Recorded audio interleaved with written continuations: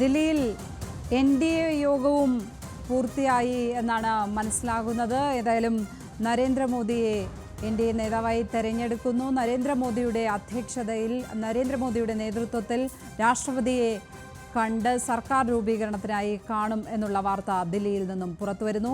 Parliament തെരഞ്ഞെടുപ്പിന് പിന്നാലെ India മുന്നണിയുടെ യോഗവും ചേർന്നിരുന്നു. മല്ലികാർജ്ജുൻ ഖാർഗെയുടെ വസതിയിലാണ് യോഗം ചേർന്നത്. സോണിയാഗാന്ധി, രാഹുൽ ഗാന്ധി, പ്രിയങ്ക ഗാന്ധി, MK സ്റ്റാലിൻ, അഖിലേഷ് യാദവ്, ഉദ്ധവ് താക്കറെ എന്നിവർ യോഗത്തിൽ പങ്കെടുത്തു. വിവരങ്ങളുമായി രുജീഷ് രവീന്ദ്രൻ ചേരുന്നു. രുജീഷ്, തലസ്ഥാനത്ത് നിന്ന് വരുന്ന പ്രധാനപ്പെട്ട വാർത്ത എന്താണ് ഇപ്പോൾ? ലക്ഷ്മി, എന്തായാലും മൂന്നാം മോദി സർക്കാരിനുള്ള ഒരുക്കങ്ങൾ തന്നെയാണ് ഇപ്പോൾ നടക്കുന്നത്. കാരണം NDA യോഗത്തിൽ എല്ലാ കക്ഷികളും തന്നെ നരേന്ദ്രമോദിയെ മുന്നണിയുടെ നേതാവായി തെരഞ്ഞെടുത്തു. JDU-യും TDP-യും അടക്കമുള്ള കക്ഷികൾ എല്ലാവരും തന്നെ പിന്തുണ കത്തും BJP-ക്ക് നൽകി എന്നാണ് BJP നേതാക്കൾ അറിയിക്കുന്നത്. അതുകൊണ്ട് തന്നെ യോഗം വളരെ നല്ല രീതിയിൽ തന്നെയാണ് പൂർത്തീകരിച്ചതെന്ന് BJP പറയുന്നു. മറ്റ് കാര്യങ്ങൾ ഈ നേരത്തെ ചർച്ചകളിൽ ഉണ്ടായിരുന്ന തരത്തിൽ JDU, TDP ഏതെങ്കിലും തരത്തിലൊരു പ്രതിഷേധ സ്വരം യോഗത്തിൽ ഉന്നയിച്ചില്ല. അവരുടെ ആവശ്യങ്ങൾ അറിയിച്ചു. അത് പരിഗണിക്കാം എന്ന തരത്തിൽ തന്നെയാണ് BJP മുന്നോട്ട് പോയത്. കാരണം BJP-ക്ക് 240 സീറ്റ് മാത്രമാണുള്ളത്. അതുകൊണ്ട് തന്നെ സഖ്യകക്ഷികളുടെ പിന്തുണ ഉറപ്പാക്കേണ്ടത് ആവശ്യം തന്നെയായിരുന്നു. അതുകൊണ്ട് തന്നെ യോഗം നല്ല രീതിയിൽ തന്നെയാണ് പ്രധാനമന്ത്രി നരേന്ദ്രമോദിയുടെ വസതിയിൽ വെച്ചായിരുന്നു മോദിയുടെ അധ്യക്ഷതയിൽ യോഗം ചേർന്നത്. എന്തായാലും യോഗം അല്പസമയം മുൻപ് കഴിഞ്ഞു. നേതാക്കളെല്ലാം തന്നെ പിരിഞ്ഞു പോവുകയും ചെയ്തു. ഇനി ബാക്കിയുള്ളത് അടുത്ത മണിക്കൂറുകളിൽ തന്നെ മോദി രാഷ്ട്രപതിയെ കാണുന്നുണ്ട്. കാരണം ഒരു വിരുന്ന് ഇന്ന് ഉച്ചയ്ക്ക് ആണ് മോദി രാജിക്കത്ത് കൈമാറിയത്. അതിനുശേഷം ഇപ്പോൾ കാവൽ പ്രധാനമന്ത്രിയായി തുടരുകയാണ്. അതുകൊണ്ട് തന്നെ ഇന്ന് വൈകിട്ട് 8 മണിക്ക് ഒരു വിരുന്ന് രാഷ്ട്രപതി ഭവനിൽ വെച്ചിട്ടുണ്ട്. ആ സമയത്ത് തന്നെ ഇത്തരം പിന്തുണയുടെ കാര്യം കൂടി രാഷ്ട്രപതിയോട് പ്രധാനമന്ത്രി സംസാരിക്കുമെന്നാണ് അറിയുന്നത്. അതിനു മുൻപ് നേതാക്കളെല്ലാം ചേർന്ന് ഈ പിന്തുണ കത്ത് കൈമാറുമോ എന്ന കാര്യത്തിലാണ് ഒരു അവ്യക്തത. പക്ഷേ 7-ാം തീയതി BJP-യുടെ അംഗങ്ങളുടെ യോഗം കൂടി വിളിച്ചു ചേർത്തിട്ടുണ്ട്. പ്രധാനമായും ഇപ്പോൾ വരുന്ന സൂചന ആ യോഗത്തിൽ BJP നേതാവായി കൂടി മോദിയെ സ്വാഭാവികം അതൊരു നടപടിക്രമം മാത്രമാണ്, സംഘടനാപരമായ നടപടിക്രമം മാത്രമാണ്. BJP നേതാവായി കൂടി നരേന്ദ്രമോദി ആ യോഗത്തിൽ തെരഞ്ഞെടുക്കുന്നതോടെ ആയിരിക്കും. അങ്ങനെ അന്ന് തന്നെ എല്ലാ നേതാക്കളുമായി, NDA കക്ഷി നേതാക്കളുമായി രാഷ്ട്രപതിയെ കണ്ട് അടുത്ത സർക്കാർ രൂപീകരണത്തിന് സത്യപ്രതിജ്ഞ 8-ാം തീയതിയിലേക്ക് പോകാൻ ശനിയാഴ്ച തന്നെ സത്യപ്രതിജ്ഞ ചെയ്യാനുള്ള നീക്കമാണ് ഇപ്പോൾ നടക്കുന്നത്. മറ്റൊരു തരത്തിൽ ഒരു ഇന്ത്യ മുന്നണി ഏതെങ്കിലും തരത്തിൽ സർക്കാർ ഉണ്ടാക്കുമെന്ന തരത്തിലൊക്കെ ചർച്ച തുടക്കത്തിലൊക്കെ ഉണ്ടായിരുന്നെങ്കിലും അത്തരത്തിലൊരു ചർച്ച ഇപ്പോൾ നടക്കുന്ന ഇന്ത്യ മുന്നണി യോഗത്തിലുമില്ല. കാരണം മികച്ച ഒരു പ്രതിപക്ഷമായി തുടരാൻ തന്നെയാണ് ഇന്ത്യ മുന്നണി നേതാക്കളുടെയും തീരുമാനം. പ്രത്യേകിച്ച് TDP നേതാവ് ചന്ദ്രബാബു നായിഡുവിന്റെയൊക്കെ പഴയ നരേന്ദ്രമോദി വിരുദ്ധ പോസ്റ്റുകൾ പലതും കോൺഗ്രസ് നേതാക്കൾ ഇപ്പോൾ സാമൂഹ്യ മാധ്യമങ്ങളിൽ ഷെയർ ചെയ്യുന്നത് കാണാം. അതുകൊണ്ട് തന്നെ അതിലേക്ക് വിശദമായി എത്താം. അതിനു മുമ്പ് ഇപ്പോൾ TDP, Janata Dal U, JDU, Nitish കുമാറിന്റെ പാർട്ടി ഇവരുടെയൊക്കെ പിന്തുണയോടുകൂടിയാണ് ഇപ്പോൾ സർക്കാർ രൂപീകരണത്തിനായി BJP പോകുന്നത്. ഈ നിമിഷം വരെയും നിതീഷ് കുമാറിന്റെ മനസ്സിലിരിപ്പ് എന്താണ് എന്നുള്ള കാര്യം അദ്ദേഹം തുറന്നു പറഞ്ഞിട്ടില്ല എന്നാണ് പുറത്തുവരുന്ന വാർത്തകൾ. NDA യോഗത്തിൽ അദ്ദേഹം കാര്യങ്ങൾ പറഞ്ഞിട്ടുണ്ടോ? ഇവർ നടത്തുന്ന വിലപേശലുകൾ എന്താണ് എന്നത് സംബന്ധിച്ച് പുറത്തേക്ക് വിവരങ്ങൾ വരുന്നുണ്ടോ?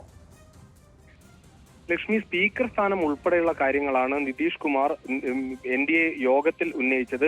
മുൻപും ഇതേ ആവശ്യം തന്നെ BJP നേതാക്കൾ സംസാരിക്കുമ്പോഴും നിതീഷ് കുമാറും അതോടൊപ്പം ചന്ദ്രബാബു നായിഡുവും സ്പീക്കർ സ്ഥാനത്തിന് വേണ്ടി അവകാശവാദം ഉന്നയിച്ചിരുന്നു. അതിന്റെ പ്രധാന കാരണം ഏതെങ്കിലും തരത്തിൽ ഒരു സമയത്ത് ഈ മുന്നണികൾ മാറേണ്ട ഒരു സാഹചര്യം വന്നാൽ സ്പീക്കർ സ്ഥാനത്തിന് വളരെ പ്രാധാന്യമുണ്ട്. പ്രത്യേകിച്ച് 240 സീറ്റുകൾ മാത്രം BJP-യുടെ കയ്യിലിരിക്കുന്ന ഒരു സാഹചര്യത്തിൽ അത് പൂർണ്ണമായും ഒരു അംഗീകരിച്ചു കൊടുക്കാൻ BJP ഇതുവരെ തയ്യാറായിട്ടില്ല എന്ന് തന്നെയാണ് മനസ്സിലാക്കുന്നത്. യോഗത്തിൽ അതിനൊരു കടുംപിടുത്തം ഉണ്ടായില്ല എന്നാണ് മനസ്സിലാക്കുന്നത്. പക്ഷേ 4 ക്യാബിനറ്റ് മന്ത്രിമാർ ഉൾപ്പെടെയുള്ള കാര്യങ്ങൾ JDU-വിന് ലഭിക്കുമെന്ന് കരുതുന്നു. കാരണം LJP നേതാവ് ചിരാഗ് പാസ്വാൻ 2 മന്ത്രിമാർ അവർക്ക് ലഭിക്കും. അതിലൊന്ന് ക്യാബിനറ്റ് മന്ത്രി ആയിരിക്കുമെന്ന് അറിയിച്ചിട്ടുണ്ട്. അത്തരത്തിൽ പ്രധാനപ്പെട്ട വകുപ്പുകൾ ഇവർക്ക് നൽകിക്കൊണ്ടുള്ള ഒരു സമവായത്തിലേക്കാണ് ഈ ചർച്ച എത്തിയത്. എന്തായാലും ചർച്ചയിൽ കൂടുതൽ വകുപ്പുകളിലേക്ക് ചർച്ച കൊണ്ടുപോകുകയും ചെയ്തില്ല. പ്രധാനമായും ആദ്യം സർക്കാർ രൂപീകരണം എന്ന തരത്തിൽ, ആദ്യം സത്യപ്രതിജ്ഞ എന്ന തരത്തിലാണ് NDA യോഗത്തിൽ നേതാക്കൾ സംസാരിച്ചത്. കൂടുതൽ വിലപേശലിന് സാധ്യത ആ യോഗത്തിൽ കൊണ്ടുവന്നില്ല. പക്ഷേ ഏത് സാഹചര്യത്തിലും മുന്നിൽ വെച്ചിരിക്കുന്ന കാര്യം എന്താണ്? TDP-യോട് ഉള്ള സമവായം എന്താണ് ഇക്കാര്യത്തിൽ? ലക്ഷ്മി, പ്രത്യേകിച്ച് ആന്ധ്ര സംസ്ഥാനം വിഭജിച്ചതിന് ശേഷം തെലങ്കാനയ്ക്ക് കിട്ടുന്ന അതേ പ്രാധാന്യം ആന്ധ്രാപ്രദേശിന് കിട്ടുന്നില്ല എന്ന് ഇത് നേരത്തെ തന്നെ ചന്ദ്രബാബു നായിഡുവിന്റെ ഒരു ആരോപണമായിരുന്നു. അത് ഈ സാഹചര്യത്തിൽ വലിയ മാർജിനിൽ TDP നിയമസഭയിൽ ജയിച്ചിരിക്കുന്ന ഒരു സാഹചര്യം കൂടിയുണ്ട്. ലോക്സഭയിൽ 16 സീറ്റിന് കൂടാതെ തന്നെ 135ഓളം സീറ്റുകൾ നേടി നിയമസഭയിലും ജയിച്ചിരിക്കുന്ന ഒരു സാഹചര്യമുണ്ട്. അതുകൊണ്ട് ആന്ധ്രാപ്രദേശിന് പ്രത്യേക പദവി എന്ന ആവശ്യമാണ് ചന്ദ്രബാബു നായിഡുവിന്റെ ഭാഗത്തു നിന്നുണ്ടാകുന്നത്. സ്വാഭാവികം അതൊക്കെ NDAക്ക് അംഗീകരിച്ചു കൊടുക്കാൻ പറ്റുന്ന സാഹചര്യം തന്നെയാണ് നിലവിലുള്ളത്. അതുകൊണ്ട് തന്നെ ചന്ദ്രബാബുവിന്റെ നായിഡുവിന്റെ ഭാഗത്ത് നിന്ന് വലിയ വിമർശനങ്ങൾ ഈ തെരഞ്ഞെടുപ്പിന്റെ പശ്ചാത്തലത്തിൽ ഒന്നും കണ്ടില്ല എന്നതും ശ്രദ്ധേയമാണ്.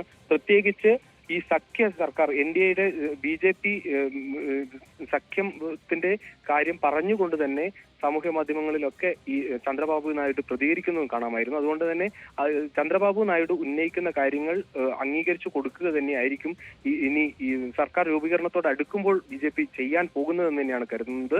എന്തായാലും ആന്ധ്രയ്ക്ക് പ്രത്യേക പദവി ഉൾപ്പെടെയുള്ള കാര്യങ്ങൾ അത് ചന്ദ്രബാബു നായിഡുവും ചോദിച്ചു വാങ്ങിക്കും എന്ന് തന്നെയാണ് കരുതുന്നത്. നേരത്തെ പ്രധാനമന്ത്രി നരേന്ദ്രമോദിയെ നേരിട്ട് എതിർത്ത 2 നേതാക്കളാണ് ഇപ്പോൾ BJP സർക്കാരിൽ രൂപീകരിക്കാൻ കാരണമായി നിൽക്കുന്നത് എന്നതാണ് ഈ സാഹചര്യം പ്രത്യേകിച്ച് എടുത്തു പറയുന്നത്. JDUവും വലിയ വിലപേശൽ ശേഷിയുള്ള കക്ഷികളായി NDAയിൽ തുടരുകയാണ്. അവർക്ക് എന്തൊക്കെ വാഗ്ദാനങ്ങളാണ് ഇപ്പോൾ NDA യോഗത്തിൽ കൊടുത്തിരിക്കുന്നത് എന്നറിയില്ല. എന്തൊക്കെ അവർക്ക് ലഭിക്കും എന്നുള്ളത് ആകാംക്ഷയോടെ കാത്തിരിക്കുകയാണ്. ഏതായാലും ഇന്ത്യൻ രാഷ്ട്രീയത്തിൽ വലിയ ആകാംക്ഷ ഉളവാക്കുന്ന നിമിഷങ്ങളിൽ കൂടിയാണ് നമ്മൾ കടന്നു പോകുന്നത്. രുചീഷ്, മറ്റൊരു കാര്യം, ഇന്ത്യ സഖ്യം യോഗം അവിടെ അവസാനിച്ചിരിക്കുന്നു. ശക്തമായ ഒരു പ്രതിപക്ഷമായി തുടരാനാണ് തീരുമാനമെന്നുള്ള വാർത്തകൾ പുറത്തേക്ക് വരുന്നു. അപ്പോഴും മമതാ ബാനർജിയെ പോലുള്ളവർ നേരിട്ട് നിതീഷ് കുമാറിനെ ഫോൺ ചെയ്ത് സംസാരിക്കുകയാണ്. ചന്ദ്രബാബു നായിഡുവിനെ നേരിട്ട് വിളിച്ച് സംസാരിക്കുകയാണ് മോദിയെ പിന്തുണയ്ക്കരുത് എന്ന്. തേജസ്വി യാദവും ചില ട്വിസ്റ്റുകൾ ഉണ്ടെന്ന സൂചന നൽകുന്ന പരാമർശങ്ങൾ നടത്തി. മറ്റെന്തെങ്കിലും ട്വിസ്റ്റുകൾ പ്രതീക്ഷിക്കാമോ ഡൽഹിയിൽ നിന്ന്? ഇന്ത്യ സഖ്യത്തിന്റെ യോഗം പൂർണ്ണമായി അവസാനിച്ചിട്ടില്ല, ഇപ്പോഴും തുടരുകയാണ് യോഗം. പ്രധാന നേതാക്കളെല്ലാം തന്നെ, ഇന്ത്യ സഖ്യത്തിന്റെ നേതാക്കളെല്ലാം തന്നെ ഈ യോഗത്തിൽ മല്ലികാർജ്ജുൻ ഖാർഗെയുടെ വീട്ടിൽ എത്തിയിട്ടുണ്ട്. സോണിയാഗാന്ധി, രാഹുൽ ഗാന്ധി, പ്രിയങ്ക, മറ്റ് കക്ഷികളായ തേജസ്വി ഉൾപ്പെടെയുള്ള ആളുകളൊക്കെ ഈ യോഗത്തിൽ പങ്കെടുക്കുന്നുണ്ട്. പക്ഷെ ഏറ്റവും അത്തരത്തിലൊരു ട്വിസ്റ്റിന് ഇനി സാധ്യതയില്ല എന്ന് തന്നെ ഉറപ്പിക്കാം. കാരണം 2 കക്ഷികൾ JDUവും TDPയും BJPക്ക് പിന്തുണ NDA യോഗത്തിൽ പങ്കെടുത്ത് പിന്തുണ കൊടുത്തതോടുകൂടി തന്നെ അത്തരത്തിൽ മറ്റൊരു സർക്കാർ രൂപീകരണത്തിന് ഇനി ഒരു സാധ്യതയുമില്ല. നേരത്തെ തന്നെ ശരത് പവാർ ഇവരുമായി സംസാരിച്ചു എന്നുള്ള കാര്യം ശരത് പവാർ തന്നെ കഴിഞ്ഞ മണിക്കൂറുകളിൽ നിഷേധിച്ചതോടുകൂടി തന്നെ അത്തരത്തിൽ ഒരു സർക്കാർ രൂപീകരണത്തിന്റെ സാധ്യത അവസാനിച്ചിരുന്നു. ഇനി ഇന്ത്യ സഖ്യത്തിന് മുന്നിലുള്ളത് പ്രധാനമായും ഒന്നിച്ചു നിൽക്കുക എന്നത് തന്നെയാണ്. പാർലമെന്റിൽ ഈ കക്ഷികൾ ഒന്നിച്ചു നിൽക്കുമ്പോൾ മാത്രമാണ് ഈ NDA സർക്കാരിനെ ഏതെങ്കിലും തരത്തിൽ സമ്മർദ്ദത്തിലാക്കാനുള്ള ഒരു സാധ്യതയുള്ളത്. പ്രത്യേകിച്ച് പുതിയ നിയമങ്ങൾ, ഏതെങ്കിലും തരത്തിൽ പുതിയ ബില്ലുകൾ പാസ്സാക്കുമ്പോഴും മറ്റും ഈ കൂട്ടായ്മ, ഇന്ത്യ സഖ്യം എന്ന കൂട്ടായ്മ ആ പാർലമെന്റിൽ ഉണ്ടാകേണ്ടത് വളരെ പ്രധാനമാണ്. ഇനിയും ഭിന്നിച്ചു പോയാൽ BJP ശക്തമാകും എന്ന സന്ദേശം തന്നെയാണ് യോഗത്തിൽ പ്രധാനമായും കോൺഗ്രസ് ഉൾപ്പെടെയുള്ള കക്ഷികൾ ഉന്നയിക്കുന്നത്. നേരത്തെ ഈ ലോക്സഭാ തെരഞ്ഞെടുപ്പിന്റെ പശ്ചാത്തലത്തിൽ പരിശോധിച്ചാലും മിക്ക സംസ്ഥാനത്തും ഒന്നിച്ചു നിന്ന സംസ്ഥാനത്തെല്ലാം BJPയെ നിഷ്പ്രഭമാക്കാൻ ഈ സഖ്യത്തിന് സാധിച്ചു. അതേസമയം BJPയോട് നേരിട്ട് ഏതെങ്കിലും ഒരു കക്ഷി മാത്രം മത്സരിക്കുന്ന സാഹചര്യത്തിലൊക്കെ, പ്രത്യേകിച്ച് കോൺഗ്രസ് മധ്യപ്രദേശിൽ BJPയോട് നേരിട്ട് ഏറ്റുമുട്ടിയ സ്ഥലത്ത് പൂർണ്ണമായും അവിടെ കോൺഗ്രസ് തകരുന്നതാണ് കണ്ടത്. BJP മുഴുവൻ സീറ്റുകളും ജയിച്ചു. ഗുജറാത്തിലും സമാനമായ സാഹചര്യമുണ്ടായി.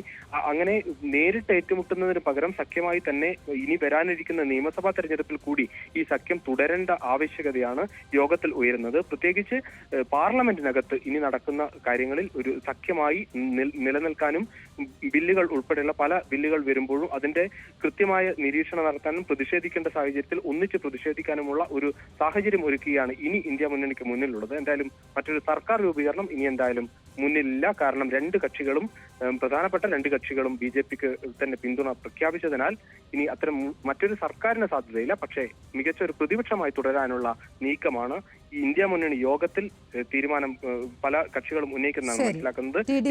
JDUവും പിന്തുണ BJPക്ക് പ്രഖ്യാപിച്ചതോടെ NDAയിൽ തന്നെ ഉറച്ചു നിൽക്കുന്ന സാഹചര്യത്തിൽ സർക്കാർ രൂപീകരണ സാധ്യതകൾ ഇന്ത്യ മുന്നണിക്ക് മുന്നിൽ ഇപ്പോഴില്ല. ഇന്ത്യ മുന്നണി യോഗം ഇപ്പോഴും തുടരുകയാണ്. മല്ലികാർജ്ജുൻ ഖാർഗെയുടെ വീട്ടിൽ ശക്തമായ ഒരു പ്രതിപക്ഷമായി ഉറച്ച് മൂന്നാം നരേന്ദ്രമോദി സർക്കാരിനെതിരെ ഉറച്ച ഒരു പ്രതിപക്ഷമായി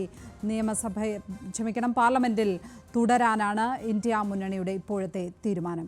വിശദാംശങ്ങൾ നൽകുകയായിരുന്നു ഡൽഹിയിൽ നിന്നും രുചിശ്രീ രവീന്ദ്രൻ.